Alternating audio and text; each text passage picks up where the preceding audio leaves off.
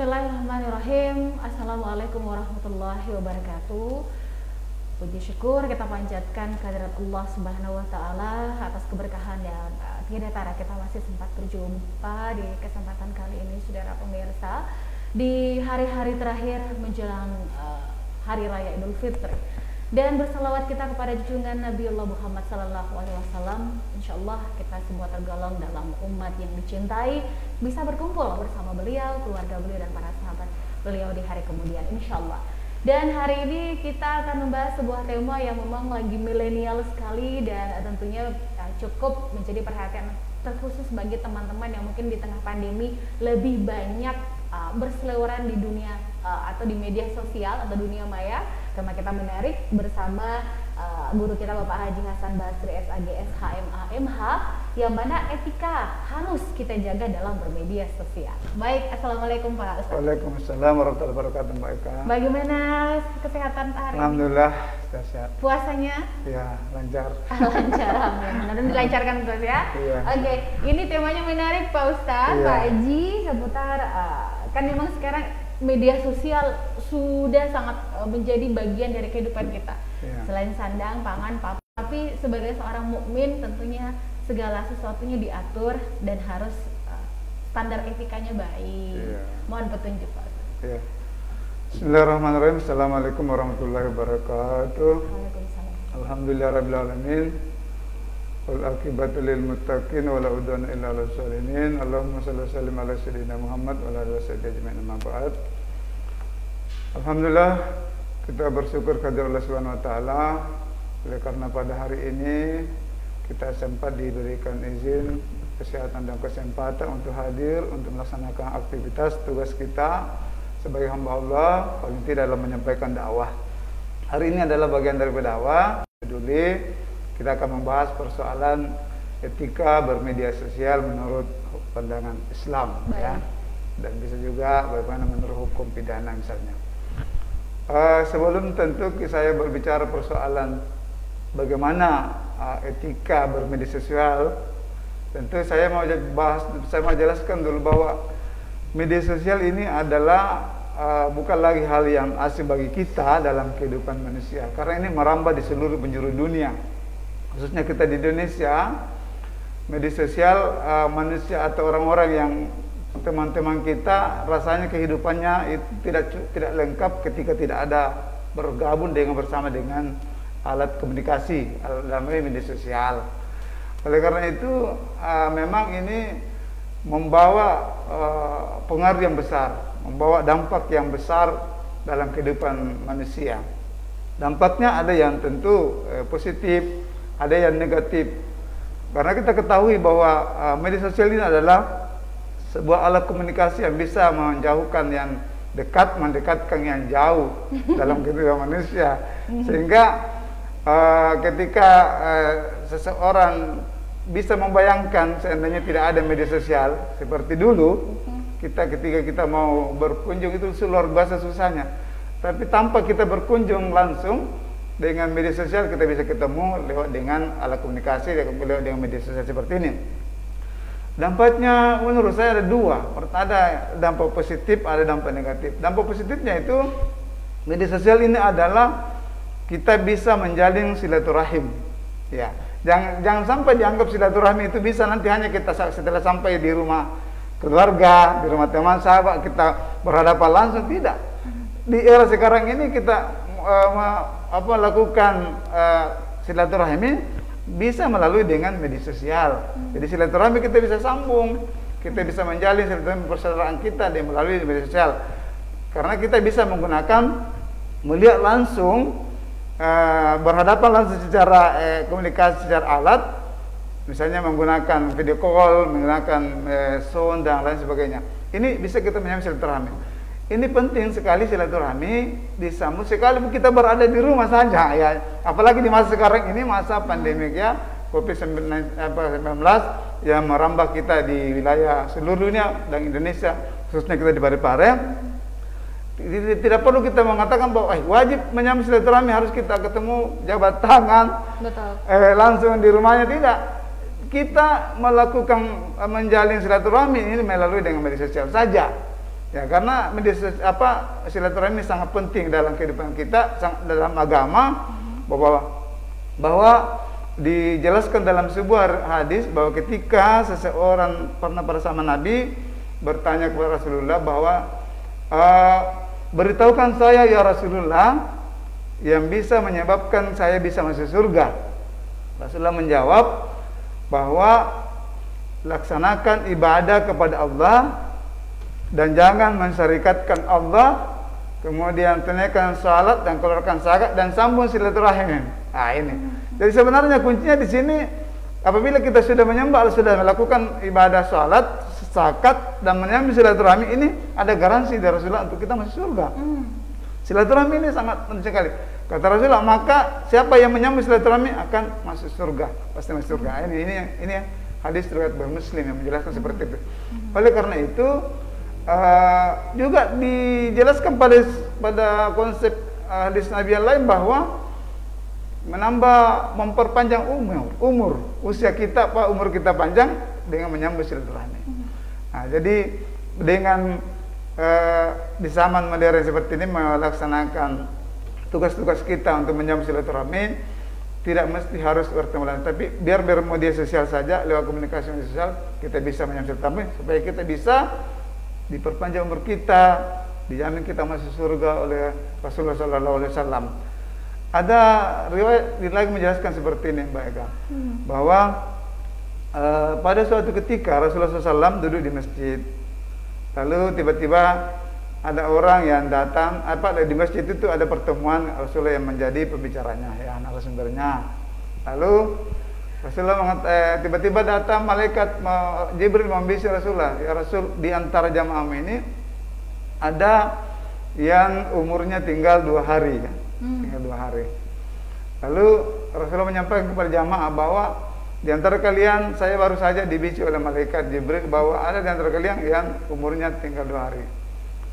Lalu tiba-tiba jamaah itu ada yang berdiri, ya, mau nyambung silaturahmi yang secara fisik, ya, pada masa Rasulullah, jabat tangan semua orang pada waktu itu. Kalau sekarang ya kita dibatasi. Lalu saat itu Rasulullah menutup tausiahnya, lalu pulanglah semua orang ke sahabat-sahabat ke rumahnya. Lalu 2 hari sesudah itu bertanya sahabat, tidak ada berita ini pengumuman meninggal, sementara Rasulullah mengumumkan di tausiahnya, di acara majelis pengajiannya. Kemudian ada sahabat yang berani mempertanyakan, ya Rasul, kenapa tidak ada orang meninggal? Kita bilang sudah 2 hari, tidak ada sahabat yang 2 hari umurnya untuk meninggal. Ini tidak, sudah 3 hari. Nah, Rasulullah mengatakan bahwa baru saja malaikat Jibril juga membisik saya bahwa yang mau meninggal itu, yang mau nyambung silaturahmi itu, mempererat silaturahmi di antara kita pada waktu menjabat tangan semua orang. Waktu itu Rasulullah itulah sebenarnya yang mau meninggal, tapi gara-gara dia buatnya menyambung silaturahmi, ternyata diperpanjang umurnya 2 tahun lagi, 20 tahun lagi. Iya, gara-gara itu. Jadi yang berakhir usianya sebagai pertikaiannya. Iya, jadi seperti itu. Oke. Baik, ini Pak Ustadz, ini penting sekali sebenarnya kalau kita melihat bahwa sekarang, mohon maaf, kita harus mengungkap saja bahwa sekarang di era keterbukaan informasi, ya, ini justru semakin marak di media sosial, lagi-lagi dijadikan sebagai media untuk menyebarkan fitnah, ya. Kemudian tidak hanya fitnah, juga menjadi ajang gibah, gibah, kemudian namimah, adu domba. Ditambah lagi persoalan nasional yang berpotensi menimbulkan konflik, keagamaan hingga perpecahan nasional. Dan bagaimana kemudian kita sebagai Muslim? Saya pernah mengungkap ini di pertemuan sebelumnya bahwa kita ini selama pandemi ini kita seperti burung piaraan gitu, di kandang disemprot tapi tetap berkicau di media sosial. Tanggapan Pak Ustadz seperti apa? Jadi begini, di masa pandemi sekarang ini kita dilanda sebuah musibah, maka dalam hal terkadang kita salah menggunakan media sosial. Biasa kita menimbulkan fitnah, ghibah apa segala kepada pihak instansi, lain ya. Ya, instansi atau pihak lain. Memunculkan makna ambigu, siapa maksudnya siapa gitu. Ini sebenarnya memang media sosial terkadang kalau kita tidak hati-hati, tidak kita meneliti berita itu, informasi itu, atau kita tidak hati-hati mengeluarkan pernyataan itu, bisa menimbulkan fitnah, bisa menimbulkan ghibah, namimah, mengadu domba. Akhirnya terjadi konflik media, konflik antara satu orang dengan orang lain atau kelompok ya. Nah, karena perlu kita tahu dalam Islam itu fitnah itu adalah lebih kejam daripada membunuh ya. Al fitnah itu asatu minal qatli. Jadi ketika sesuatu itu kita tidak meneliti dulu apa yang atau mencermati apa yang kita mau sampaikan, bisa menjadi fitnah. Fitnah di media sosial. Iya, melalui media sosial bisa seperti kita men-share. Makanya kita sebelum men-share sesuatu kita teliti dulu, saring dulu baru sharing ya. Dari itu. Ya, karena begini, ini Rasulullah pernah ditanya, apa sebenarnya itu ghibah ya? Nah, ghibah. Rasulullah mengatakan ghibah itu adalah kamu menceritakan, menyampaikan pernyataan statement sesuatu yang tidak disukai oleh saudaramu, ya, yang tidak disukai saudaramu. Lalu sahabat bertanya, kalau memang itu ya Rasulullah benar, itulah ghibah. Itulah ghibah kata Rasulullah. Kalau memang itu benar, maka itulah ghibah. Kamu telah menggibah saudaramu. Lalu saya mengatakan kalau itu salah, tidak benar Rasulullah yang saya sampaikan, itulah bohong. Itulah hoax, ya. Itulah hoax atau bohong. Nah, itu dalam Islam tidak dibenarkan.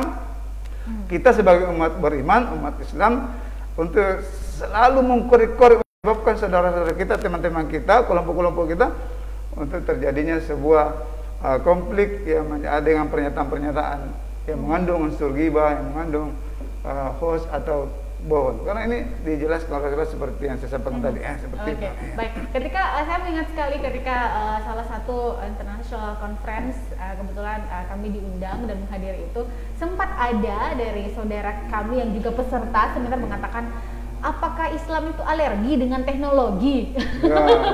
Mohon pencerahan Pak Ustadz. Jadi Islam ini universal, rahmatan lil alamin konsepnya. Sudah diletakkan dasar-dasar dalam hukum Islam bahwa segala persoalan di dunia terjadi itu sudah berada dalam penguasaan ilmu pengetahuan Islam. Jadi teknologi ini sebenarnya dari awal Islam yang pertama memproduksikan, memamerkan, memproklamirkan bahwa Al-Quran jauh-jauh sebelumnya kita disuruh menuntut ilmu pengetahuan, teknologi, informasi. Maka munculnya sekarang ini kan ini adalah sebuah yang sudah ditetapkan dalam Islam. Bahkan yang paling pertama turun itu Quran ini sudah perintah. Jadi mengetahui teknologi bukan kita harus alergi. Mengetahui itu adalah sebuah bagian daripada ajaran agama kita. Karena tanpa teknologi ini kita akan ketinggalan. Yang penting dijaga batas-batasnya. Jangan sampai kita terlalu larut dengan teknologi lalu memunculkan lagi negatif yang lain gara-gara teknologi itu. Pasti banyak dampak-dampak negatifnya. Nah, tapi mengetahui memanfaatkan teknologi dengan berdakwah, dengan menyiarkan Islam, dengan berita-berita kebajikan, amal saleh, itulah yang diajarkan oleh agama. Nah, itulah sebuah sekarang ini sudah diatur tatanannya dalam kehidupan beragama.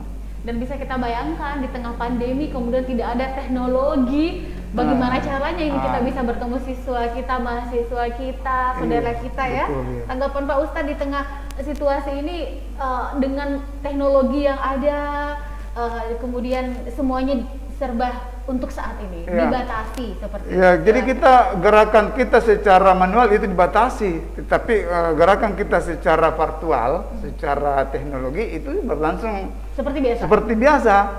Karena kita menggunakan teknologi video call, kita menggunakan pertemuan rapat, mengajar, seminar ya dengan teknologi Zoom. Seperti saya ini, mereka nanti hari Sabtu saya ujian seminar penyelesaian doktor saya. Masya Allah. Proses penjelasan doktor saya melalui Zoom. Teknologi saya Zoom. Jadi dosen tentu di rumahnya penguji, penguji di rumahnya saja kan. Saya di rumah saja. Gregetnya tidak terlalu dibandingkan kalau tidak kita sama. Manual ya. Promosi ya. Ya, tidak sama. Ada teman kami kemarin juga dia sama-sama ke semuanya kuliah.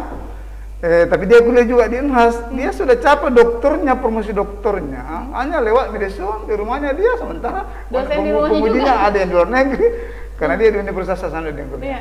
Tapi sama-sama kuliah juga kami di S3 di sini. Jadi ini luar biasa. Maka dengan keterbatasan kita bertemu langsung, tapi memanfaatkan teknologi dengan sebaik mungkin, dengan bijak, maka sangat membantu dalam kehidupan kita beragama, dalam kehidupan kita beraktivitas sebagai muslim, terutama kita di saat pandemi sekarang ini. Jadi sangat dibenarkan oleh agama, sangat cocok sekali seperti ini, karena sangat membantu kita dalam berinteraksi melalui melalui teknologi ya, media sosial seperti itu ya.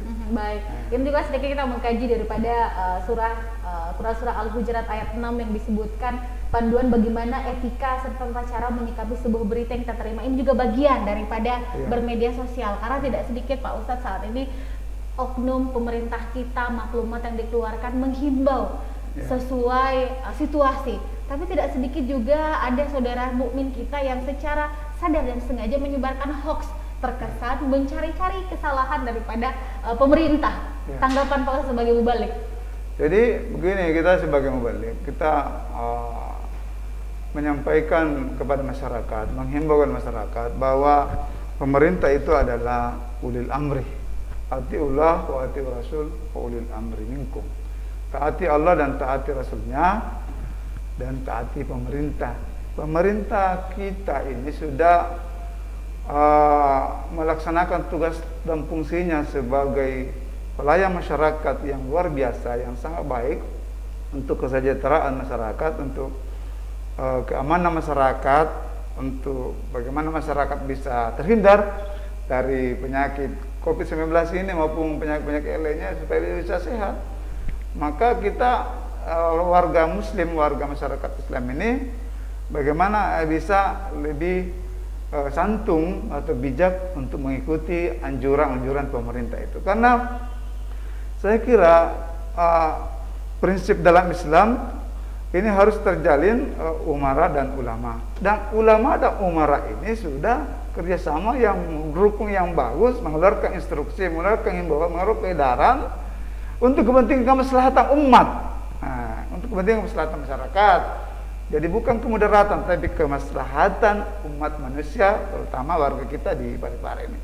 Syukur alhamdulillah, saya secara pribadi dan secara instansi kita di Kementerian Agama sangat mendukung secara penuh program pemerintah daerah di bidang keagamaan. Kita mendukung full laksana apa yang diprogram, apa yang menjadi target untuk kemaslahatan umat, kita mendukung itu, kita bantu. Ya, makanya setiap malam kami di bidang kami di bidang pendidikan ini. Baik.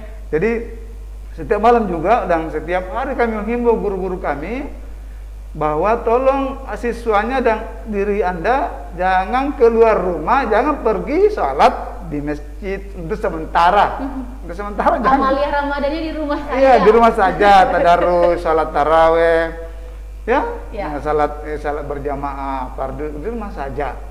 Karena untuk menghindari terjadinya penularan penyebaran virus COVID-19. Karena ketika kita tidak tahu bahwa diri kita atau orang lain sudah terkena, sampai kita bergabung, kontak, lalu tersebar virus itu, maka bisa kita menyebabkan kita celaka, mencelakakan lagi orang lain.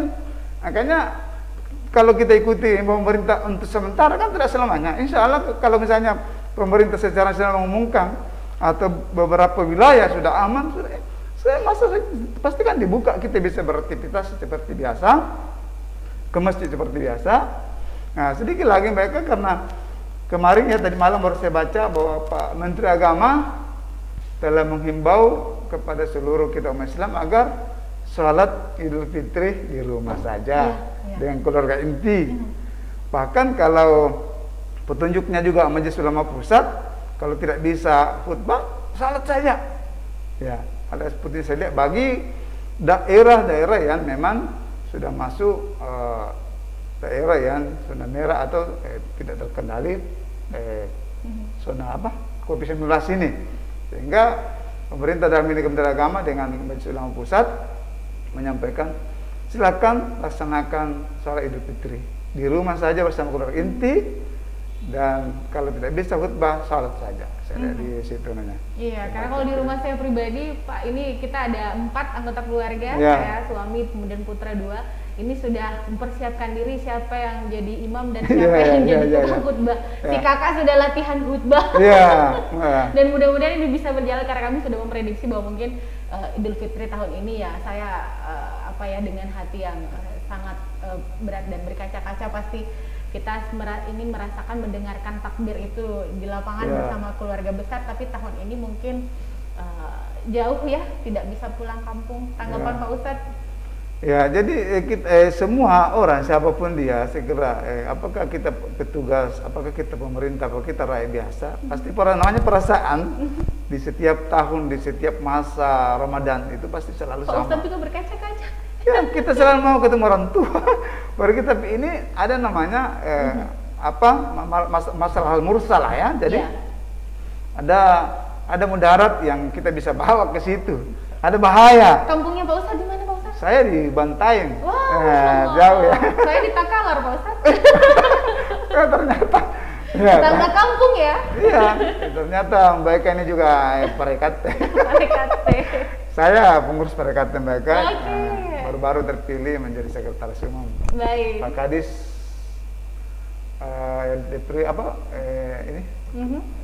tenaga kerja, beliau adalah ketuanya. Betul. Pak Kadis ya. Jadi, selalu kita mau pulang, tapi biasa. Ini namanya kesabaran yang diuji kita di masa pandemi ini untuk tidak mudik.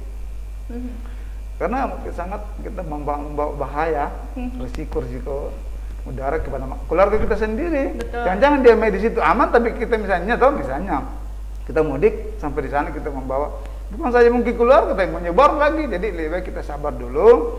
Mudiknya pemerintah siapkan nanti Desember, ya menurut aturan itu kita situ bersama Desember baru kita mudik, baru kita di situ intinya kita ikuti ulil amri kita. Ulil amri ya, karena pemerintah telah menetapkan aturan-aturan itu ikuti. Karena kalau kita tidak ikuti kita akan membahayakan diri sendiri dan membahayakan orang lain.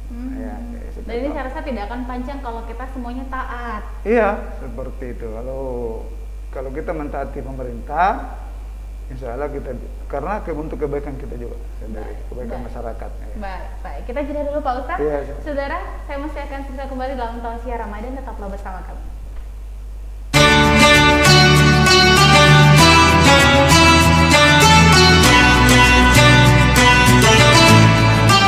Bismillahirrahmanirrahim.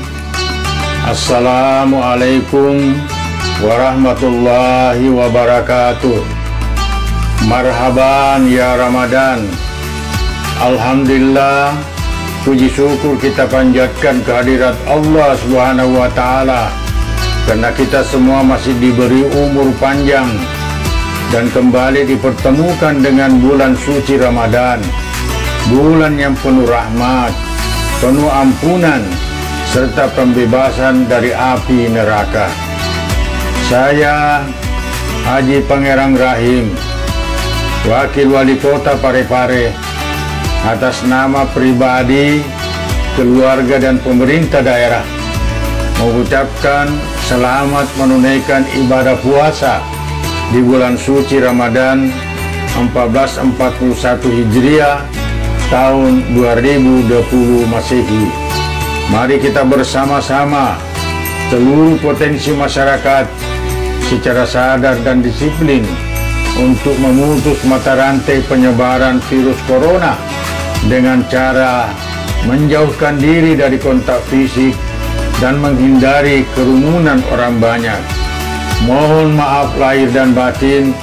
Wabillahi taufik wal hidayah.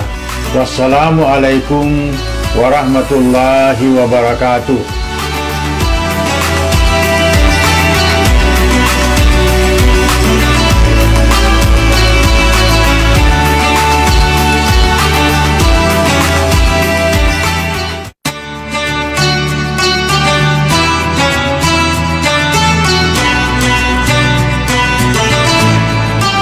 Bismillahirrahmanirrahim. Wassalamualaikum warahmatullahi wabarakatuh. Marhaban ya Ramadan. Alhamdulillah, puji syukur kita panjatkan kehadirat Allah Subhanahu wa Ta'ala. Kita semua masih diberi umur panjang dan kembali dipertemukan dengan bulan suci Ramadan, bulan penuh rahmat, ampunan, serta pembebasan dari api neraka. Saya HM Iskandar Nusu, Kepala Dinas Komunikasi dan Informatika Kota Parepare, beserta seluruh staf, mengucapkan selamat menjalankan ibadah puasa di bulan suci Ramadan 1441 Hijriah. Mohon maaf lahir dan batin. Mari bersama-sama perangi hoax, saring sebelum menyebarkan, dan bijak dalam bermedia sosial. Wabillahi taufiq wal hidayah. Wassalamualaikum warahmatullahi wabarakatuh.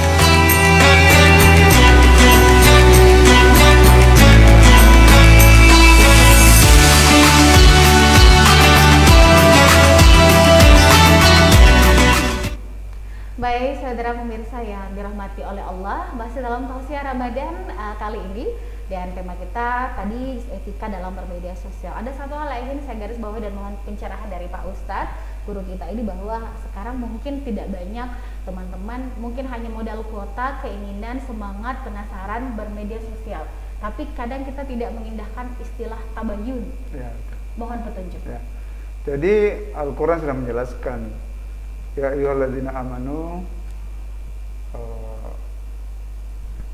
ja'akum fasikum binaba'in fatabayyanu, ya. Jadi hai orang-orang yang beriman, bahwa apabila datang kepadamu berita yang dibawa oleh orang-orang fasik, maka fatabayyanu, maka telitilah berita itu, karena jangan sampai berita itu membawa musibah bagi kamu, ya. Jadi maksudnya di sini begini, kalau ada berita yang kita mau sampaikan, berita itu diterima dari orang, informasi itu dari orang, kita mesti tabayyun dulu, ya. Kita teliti dulu jadi beritanya dan beritanya dan isi berita itu diteliti, penyelidikan dulu. Kalau memang itu berita itu, informasi itu akan mengganggu kenyamanan seseorang, akan merugikan seseorang, akan menyebabkan orang tersinggung, maka jangan di-share, jangan dikirim. Cukuplah kita yang tahu, karena ketika kita mengirim itu bisa menyebabkan merugikan pihak lain, tersinggung orang, marah, bisa jengkel, bisa mencaci maki kita, kemudian kita balas, terjadi penghinaan. Apalagi kalau di media sosial viewersnya banyak. Oh iya, terjadi penghinaan, terjadi lagi pencemaran nama baik. Ya. Bisa ketika masuk di pencemaran nama baik, kita dikenai beberapa undang-undang pasal, undang-undang ITE dan KUH pidana, bisa kita. Nah, dari sisi Islam ini tidak boleh terjadi pertengkaran antara satuan dengan orang Muslim lain, baik berdasarkan media sosial ataupun yang lainnya. Nah, oleh karena itu kita tahanlah diri agar konten-konten yang bersifat unsur menghina, unsur menjatuhkan dengan teman, informasi itu mengandung hoax, bohong, bisa menyebabkan orang marah, tersinggung, bisa menyebabkan bermasalah dengan kita, maka kita tahan menjadikan. Cukup kita yang tahu, jangan di-share. Jadi saring berita, kemudian share. Kalau bermanfaat, membawa manfaat berguna bagi mereka, bagi teman, misalnya untuk kepentingan bisnis, kepentingan dakwah, tidak ada yang menyinggung, saya kira tidak apa-apa di-share, tapi jaga etika. Etikanya adalah saling menghormati sesama orang lain. Jangan kita menghina mereka, jangan kita menyebabkan gara-gara share berita lalu mereka tersinggung, mereka marah. Oke, baik. Karena singkat kata ya, emang tren penggunaan media sosial ini adalah wujud dari kebebasan berekspresi pasca reformasi sebenarnya. Tidak hanya negara yang menjamin kebebasan berekspresi, Islam pun demikian. Tapi seperti yang digarisbawahi dan ditegaskan Pak Ustadz, guru kita, bahwa etika itu penting.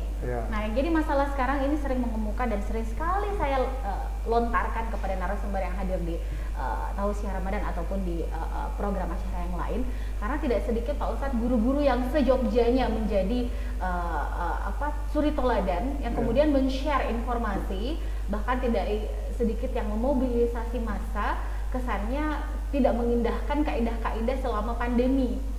Saran Pak Ustadz sebagai tokoh masyarakat. Ya, jadi menurut saya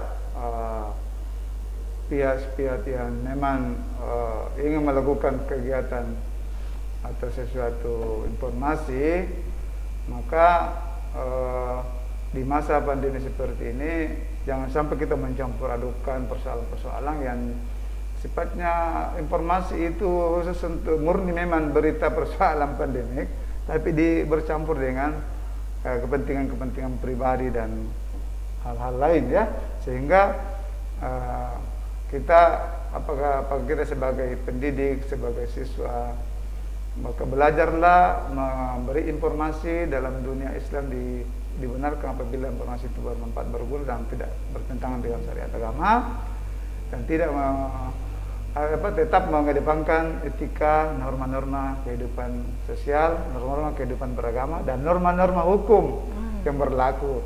Karena bisa saja kata Roma Irama, mulutmu adalah harimau. Bisa dengan pernyataan kita menyebabkan kita masuk penjara. Dan tidak sedikit istilahnya statement Anda yang akan dikembalikan ke Anda, gitu kan? Pernyataan kita sampaikan disuruh bertanggung jawab, lalu tidak mampu. Nah ini kalau sudah diangkat di media sosial, ini sudah dikenal undang-undang ITE. Iya. Karena tidak sedikit juga orang yang mungkin merasa tidak nyaman, akhirnya bahasa kasarnya dibaleki. Dibaleki. Betul. Saya terkadang seperti saya begini kan, ada juga terkadang orang menyerang kita. Ini kan dalam hukum kalau kita sudah diserang pemartabat kita, pribadi kita, harga diri kita, itu sudah melanggar hukum. Betul. Bisa kita melapor balik. Maksudnya privasi, Pak. Iya, bisa. Jadi saya pernah diserang lewat di WA kan, itu sudah media sosial. WA. Saya mau balas ini, kalau saya melaporkan ini masuk dia. Karena saya dari sisi sudut hukum pidana saya sudah pelajari. Ini ada unsur-unsur di dalamnya, menghina saya, mencemarkan nama baik, menjatuhkan saya dalam hal konten dia.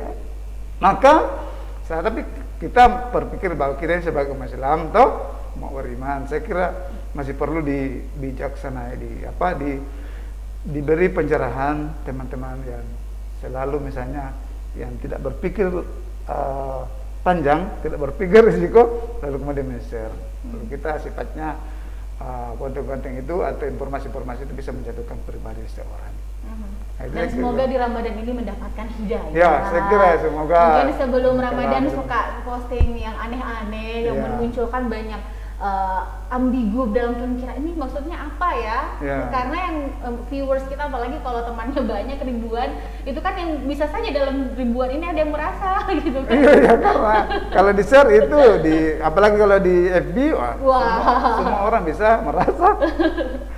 Apalagi situasi sekarang benar-benar bukan cuma kesehatan yang harus dijaga, tapi perasaan juga harus dijaga. Iya, ya betul itu, Mak. Jadi yang jelas kita sebagai orang Muslim, kita patuhlah sama Allah dan Rasulnya, ikuti perintah Allah dan kemudian taati ulil amri.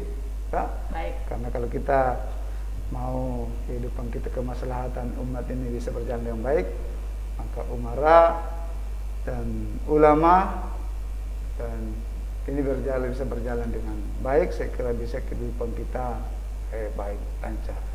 Insya Allah. Baik, kita jeda dulu Pak Ustadz. Saudara, tetaplah di channel 8. Selepas ini saya masih akan menemani Anda.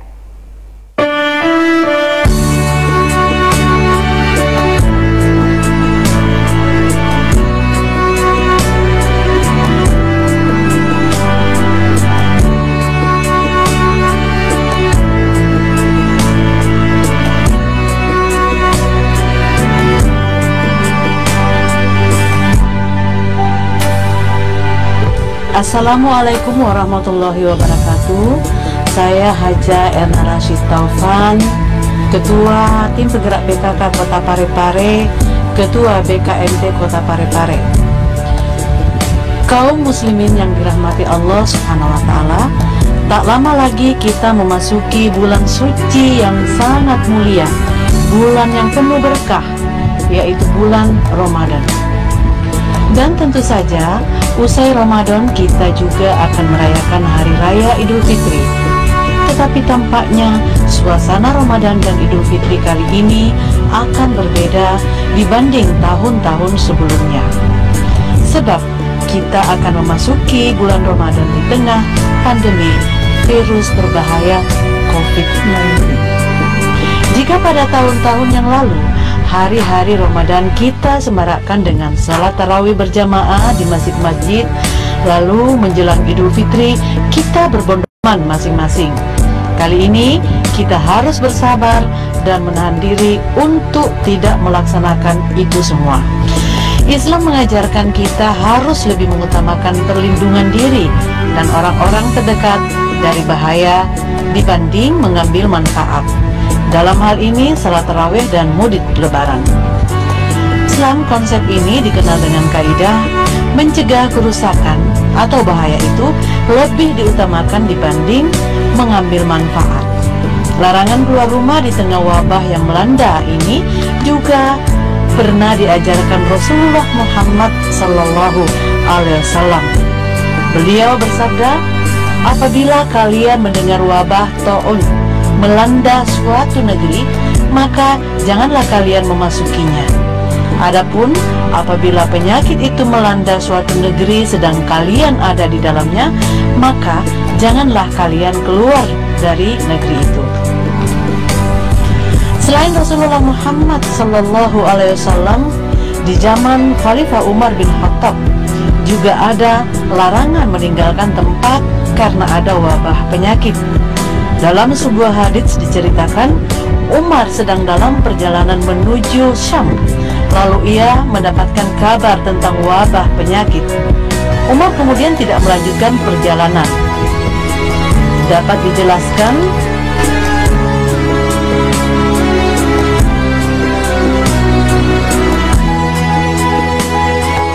bahwa Umar sedang dalam perjalanan menuju Syam. Saat sampai di wilayah bernama Saf, Umar mendapat kabar adanya wabah di wilayah Syam. Abdurrahman bin Auf kemudian mengatakan pada Umar jika Nabi Muhammad Sallallahu Alaihi Wasallam pernah bersabda, jika kalian mendengar wabah di suatu wilayah, maka janganlah kalian memasukinya. Tapi jika terjadi wabah di tempat kalian berada, maka janganlah tinggalkan tempat itu.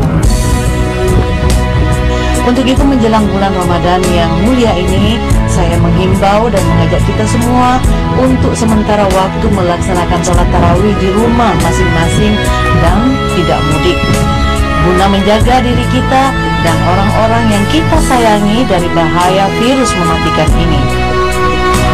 Apalagi sudah ada fatwa dari MUI untuk meniadakan penyelenggaraan sholat Jumat dan sholat berjamaah, termasuk sholat tarawih di masjid di wilayah terpapar wabah corona. Juga himbauan pemerintah yang melarang mudik dan melaksanakan pembatasan sosial berskala besar PSBB.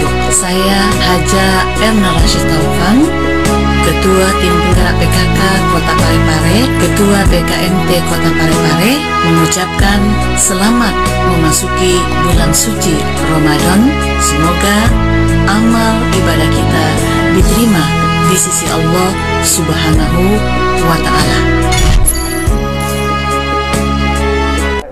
Saya sekretaris. Baik, saudara pemirsa dimanapun Anda berada, perbincangan kita menarik sekali. Bahkan ketika jedah juga kita banyak banyak cerita, banyak mengenang suasana Ramadan di tahun-tahun sebelumnya yang mungkin memang tadi sempat kita juga merasa terharu ya, karena untuk saat ini mungkin ada beberapa teman-teman yang mungkin pemirsa di rumah yang untuk tahun ini di rumah saja dan tidak berkesempatan untuk pulang ke rumah. Nah, ini kembali lagi tema kita terakhir Pak Ustadz seputar etika dalam bermedia sosial. Bagaimana kemudian kita membijaksana itu, kita dewasa, kita menggunakan itu sesuai dengan asas manfaat, asas kebutuhan, bukan kemauan. Silakan. Ya, jadi kondisi sekarang ini kondisi pandemik, maka kita jangan mengandalkan bahwa apa yang kita mau lalu itu yang kita harus laksanakan. Tetapi harus berpikir adakah manfaatnya, misalnya kalau kita mau mudik ya misalnya, itu sudah jelas-jelas dilarang oleh pemerintah, maka tentu ada mudaratnya, ada keburukannya kalau kita jalankan itu. Ya, makanya berpikir manfaat, bukan karena keinginan nafsu kita ingin mudik, keinginan kita mau mudik, tapi kita harus memikirkan apakah kalau saya mudik tidak berdampak buruk sama saya. Nah, jelas-jelas melarang bahwa jangan, apalagi ASN ya, ASN maupun bukan ASN, itu kita harus menahan diri untuk tetap berada di wilayah kita masing-masing. Di situasi pandemi sekarang ini masih berjalan, belum normal. Maka kalau misalnya kita juga ada sesuatu yang kita inginkan, ya keinginan itu bukan didasari oleh karena kemauan semata, tetapi harus memikirkan apa segi positifnya, apa yang kita ingin sampaikan, apa yang kita inginkan. Tetapi harus kita berpikir tentang manfaat atau berpikir daripada dampak-dampak yang bisa timbulkan. Nah, karena kalau kita tidak memikirkan itu, misalnya kita sekarang ini kan tidak sama Ramadan yang lalu. Sekarang keluarga kita atau masyarakat kita maunya belikan baju sama anak, baju baru ya untuk Lebaran misalnya. Tapi di sisi lain dia maunya mau beli baju baru, tapi kan kondisi ekonomi juga sekarang sudah dengan adanya pandemi ini kita prihatin ya. Nah, makanya banyak orang pergi membagi-bagi sembako. Saya ini insyaallah di kerukunan haji hari Minggu saya akan turun ke jalan untuk bagi-bagi sembako. Kerukunan jamaah haji tahun 2017, ini kan tahun 2017 saya berangkat untuk di Kota Parepare. Nah, dengan kerukunan Parekata juga insyaallah akan turun membagi-bagi sembako kepada warga yang tidak mampu sesuai kemampuan dana organisasi. Jadi kenapa? Karena perekonomian masyarakat ini susah. Jadi misalnya masyarakat mau beli baju baru, mau beli ini, tapi kemampuannya tidak ada. Jadi tentu harus menahan diri, bersabar di tengah kita ditimpa musibah pandemik 19 ini seperti itu. Baik, intinya bagaimana kemudian kita mengambil hikmah. Ya. Kita jauh lebih dekat dengan keluarga, ya, kemudian juga dalam artian keluarga inti, ya. Ya, mudah-mudahan ini kita bisa jalankan dengan baik. Kita bersabar, kita bertawakal, semoga Allah segera mengangkat musibah ini dan kita bisa melakukan kegiatan normal seperti biasa. Ada yang ditambahkan Pak Ustadz terakhir? Jadi saya begini, sebagai